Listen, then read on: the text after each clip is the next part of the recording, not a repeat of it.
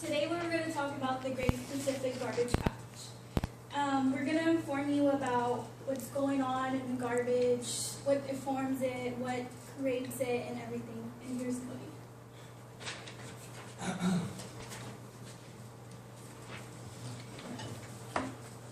Alright, first off, I should say happy Earth Day. We conveniently got Earth Day for our recycling date. Alright, so the lack of recycling man-made biodegradable plastics is causing lots of discomfort in the oceans. So forming distinct collections of garbage patches from the currents across the ubiquitous ocean. Know it or not, like it or not, the oceans are filling up with plastic in such great quantity it is not out of line to say we're going to be swimming in plastic eventually. If you were located in one of the great garbage patches like the one in our Pacific Ocean, it would unfortunately be much worse than the ball pit, like that poor person down there, unfortunately swimming in trash. Imagine swimming through that. Imagine if our beaches were like that. We would probably do something about it, right? When I first saw these images, I asked myself, like, how could we let this happen? If that's going on somewhere, what are we doing? Why are we still have plastic bottles sitting all around the classroom when we have that in our oceans? It started with plastics being invented in 1907, and around 20 years later, plastics had completely went mainstream. We now worldwide produce 300 million tons a year. Only 2% of that is recycled, and an estimated 7 billion tons of plastic is simply thrown away. That is simply thrown away, still ends up in the oceans, meaning when you throw away that, it's still 10% of it is still going to the ocean somehow, some way. Due to plastics never biodegrading, once it ends up in the ocean, or anywhere for that matter, it'll break down from sunlight in a process called photodegrading. Let's see, every molecule of plastic created back in Plastics Upcoming is still out there somewhere, due to it never going anywhere when the plastic's in the ocean and it photodegrades. The pieces just get smaller, they don't disappear, so they will always be there. All this tiny microplastic is what makes up the majority of the plastic islands. They're not really islands, it's all just tiny bits of plastic everywhere. And the tiny bits of microplastic is the majority of the garbage patches. It drifts through the currents of the ocean's gyres underneath the surface, and most of it goes unnoticed, while the macroplastics, things that are big, like the bottles and stuff, they float on the surface, and that's what we see when we think about like this stuff. That's what you think about when you think garbage patch, but it's really just the tiny bits of plastic that is the real problem. The tiny bits of plastic that make up the majority is the reason why it was first underestimated on the magnitude of how big and substantial the garbage patches are. 70% of the plastic is underwater, and it's too small to be sifted out.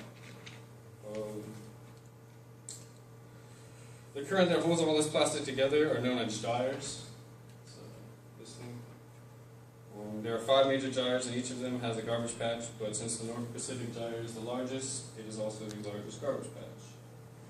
There's a common misunderstanding of how large our garbage patch actually is because of the constant moving currents.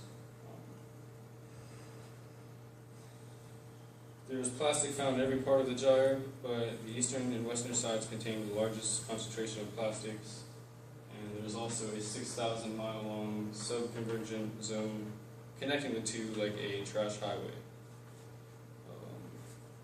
The gyres act like a toilet bowl by flushing all of the plastic down and around forever, if you think about it, because the plastic doesn't go anywhere. It can't escape the massive currents, which means the gyres, which are also giant, fully functioning ecosystems, are now bombarded with excessive plastic literally everywhere.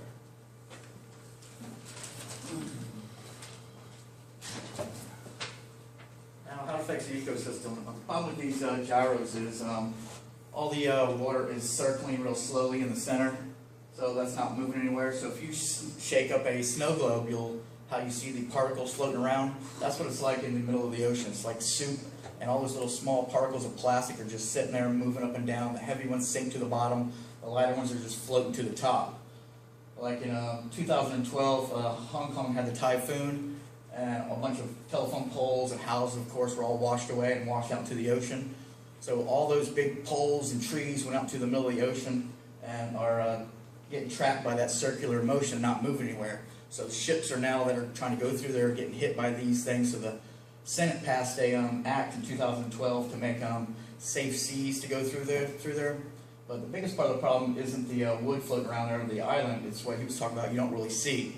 It's the small particles or the big fishing nets. When the ships discard their nets, the whales and the sea turtles and sea lions, all that get trapped in the nets and entangled, or they drown or suffocate from that. Now you can see some of the pictures of some of the smaller things that happen to these guys here. Like I say, it's about the size of the state of Texas. They say now it's almost twice the size of Texas, and it's growing. The plastic is mostly the big problem that we're having, because like we use, the United States uses 2 million plastic bottles every 5 minutes. So where do we do? What happens to those? Do we throw them away? We think we throw them away. We put them in recycle bins. We toss them wherever. But whoever's responsible for them, we don't know where they really go. Do they go and get recycled? Do they end up in the rivers, the trash, and end up in the middle? Well, half of them, a lot of it gets washed back out in the ocean, out of our rivers, and then you see like the six-pack thing gets strangled around a turtle, and the bird up there, it has eaten a whole bunch of plastic caps. Currently, we don't recycle plastic caps. We don't recycle plastic bottles.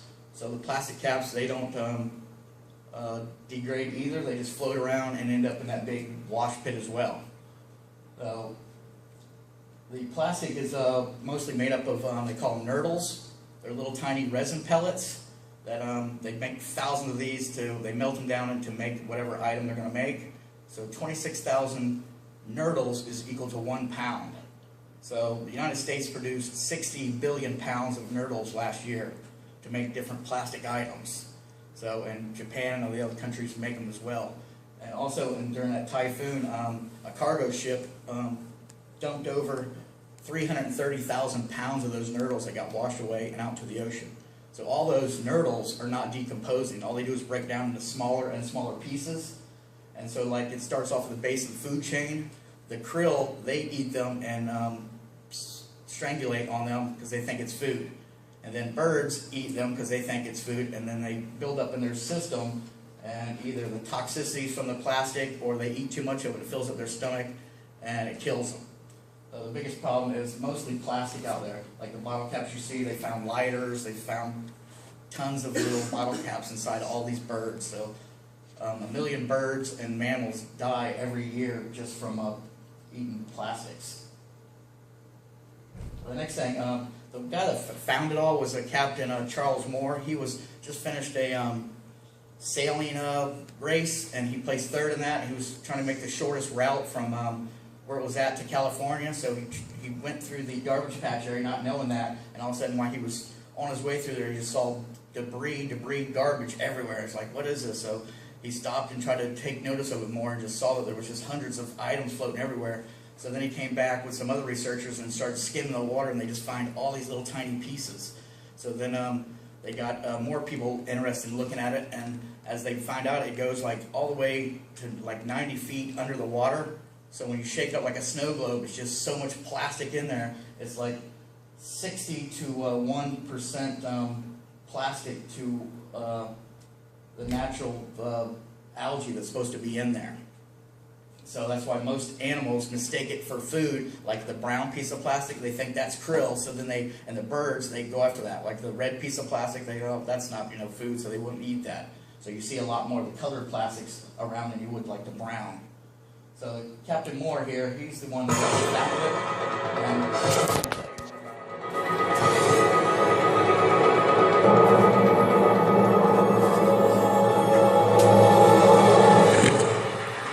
Let's talk trash.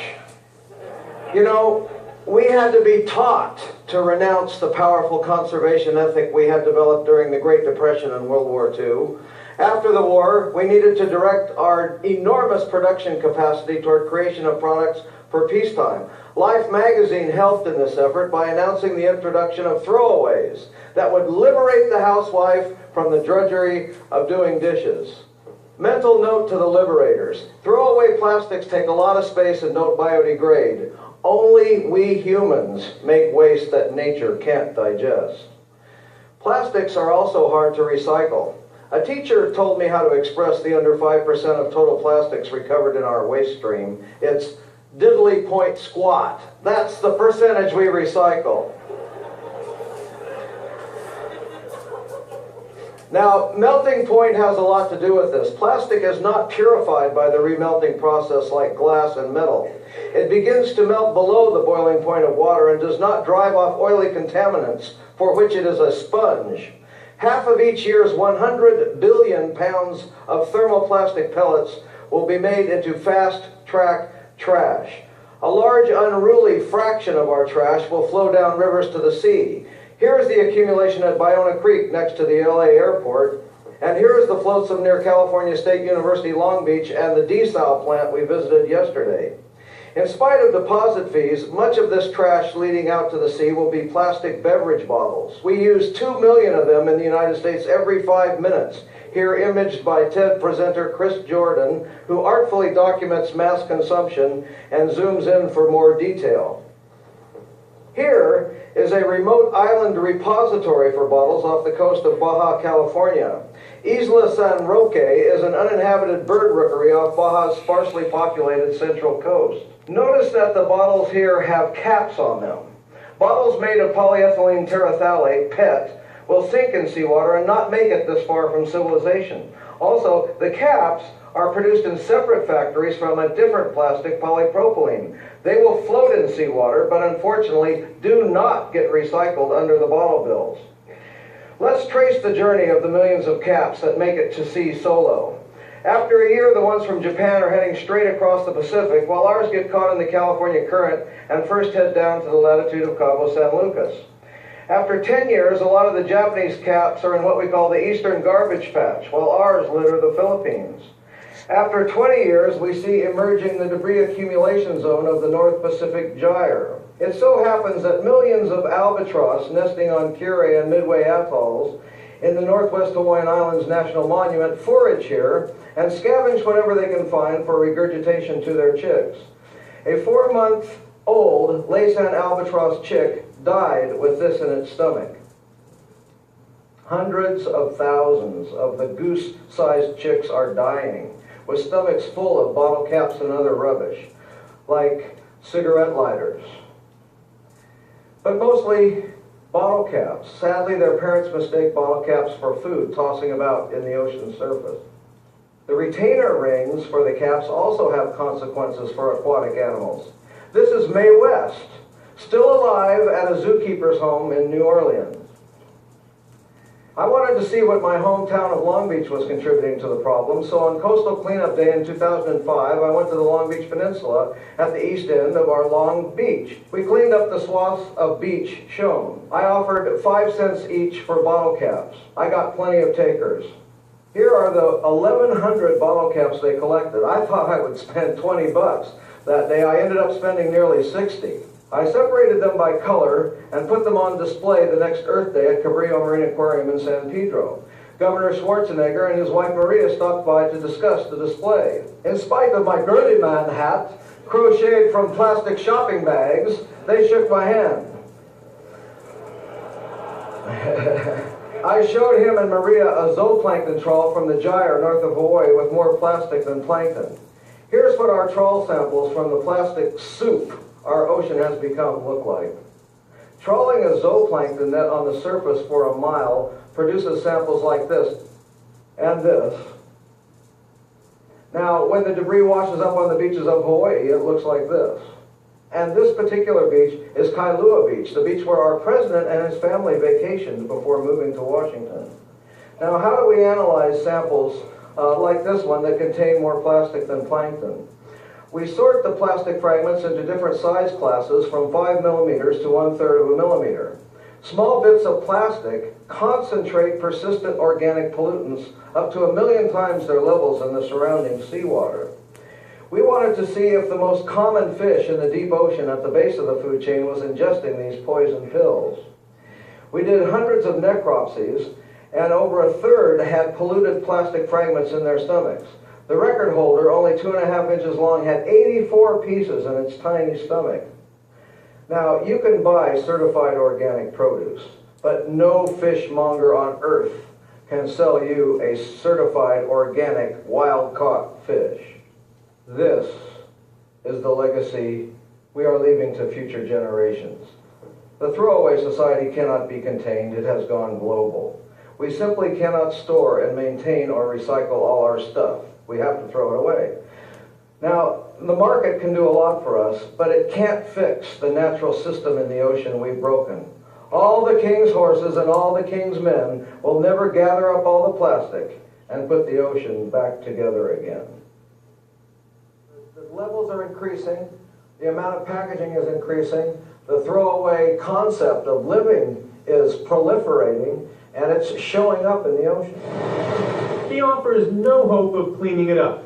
Straining the ocean for plastic would be beyond the budget of any country, and it might kill untold amounts of sea life in the process. The solution, Moore says, is to stop the plastic at its source. Stop it on land before it falls into the ocean. There's your typical t-shirt shopping man. And in a plastic-wrapped and packaged world, he doesn't hold out much hope for that either. This is Brian Rooney for Nightline in Long Beach, California.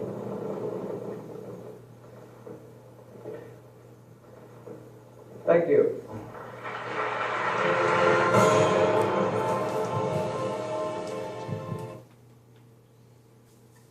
So, how do we clean up this garbage patch?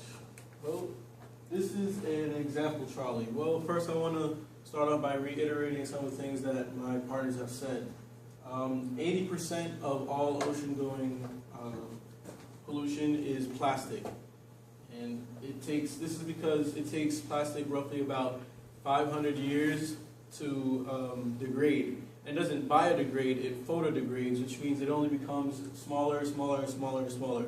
Why is this an issue? Because we just can't pick up all these little small things and bring them in there. It's almost impossible to just grab all these little tiny pieces, which is a real problem because it becomes a problem for the fish and other animals.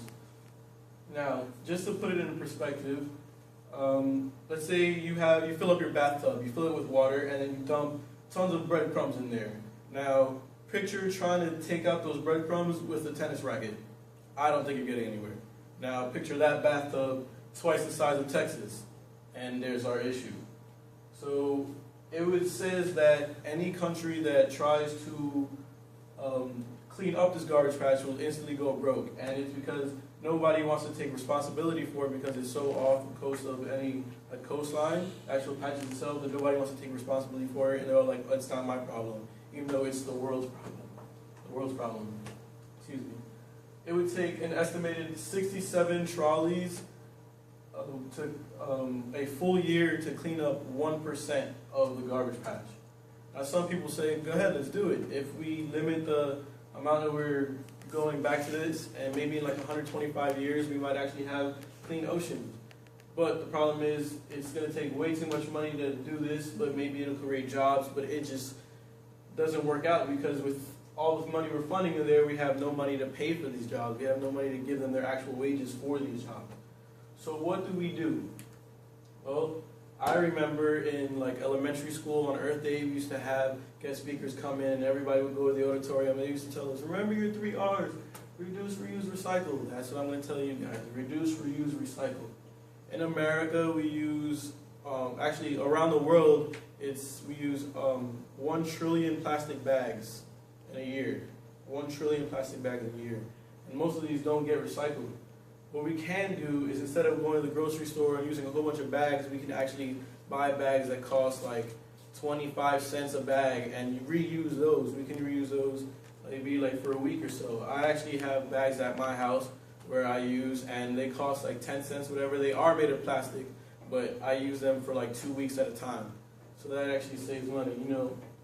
And they also brought about the point in the video with shopping bags and stuff like that. When I go to the mall, mostly for convenience, but also we can do this for stopping plastic. When I go to the mall, I have a backpack. Whenever they give me a bag, I don't like carrying around a whole bunch of bags. So whenever I buy a t-shirt or I buy this, buy a pair of sneakers, I just throw it in my bag. I throw it in my backpack. So that's a way we can do that. Another thing is water bottles. 9 out of 10 of every water bottles are not recycled in the United States. 9 out of 10.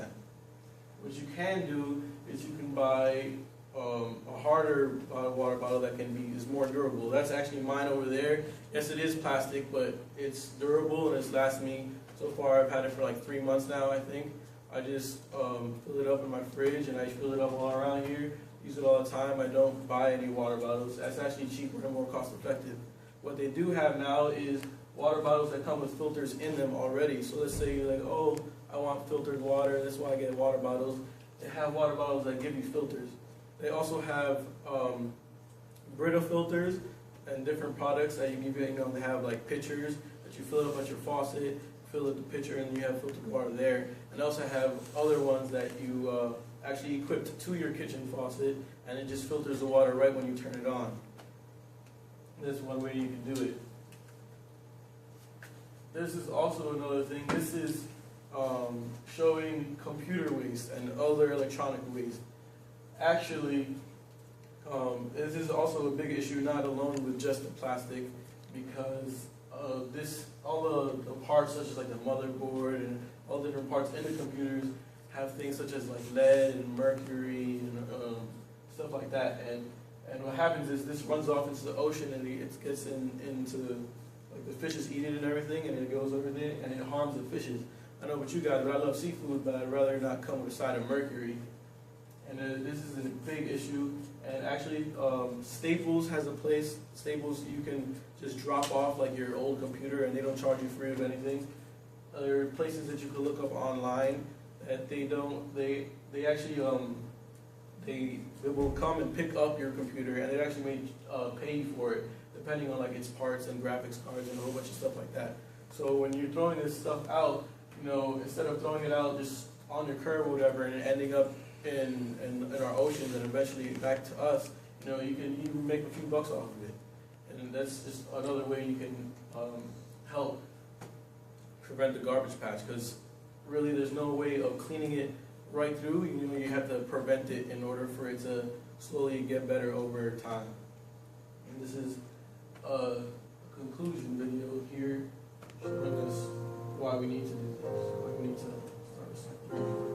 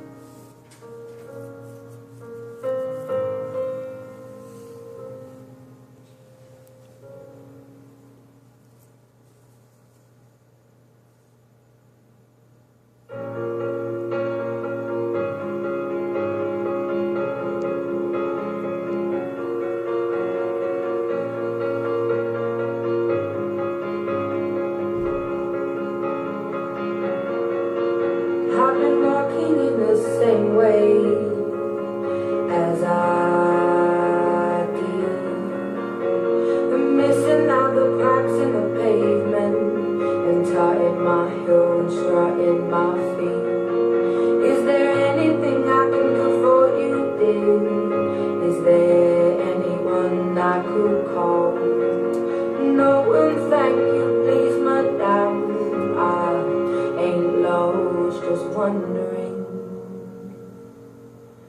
Round my hometown, memories of phrase. Round my hometown, ooh, the people I've made. How the wonders of my world, how the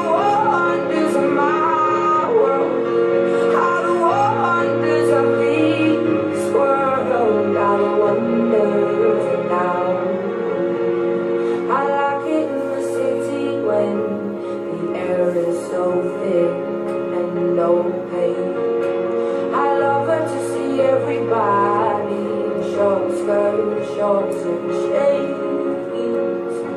I like it in the city when two worlds collide.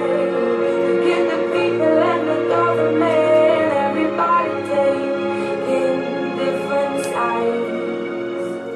Shows that we ain't gonna stand shit, shows that we are united, shows that we ain't gonna take it. Shows that we ain't gonna stand shit, shows that we are united. Okay, well, I hope you guys understand that we do need a save. We do need to understand that we need to recycle. And thank you. I hope you guys liked it.